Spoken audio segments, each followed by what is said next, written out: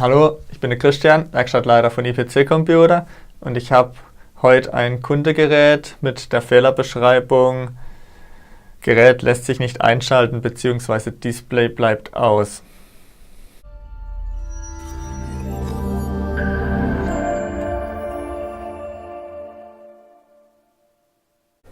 Wir haben hier ein Lenovo ThinkPad L460.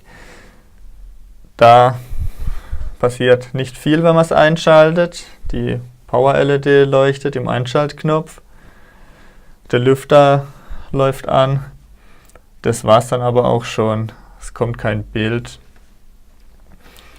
Da habe ich soweit alles überprüft, sodass es nur noch ein Mainboard-Schade sein kann. Was genau, seht ihr gleich, wenn das Gerät repariert ist. So, ich habe das Gerät jetzt versucht zu reparieren. Die Betonung liegt auf versucht. Da ist nämlich die CPU mit integrierter Southbridge-Defekt, der Core i5.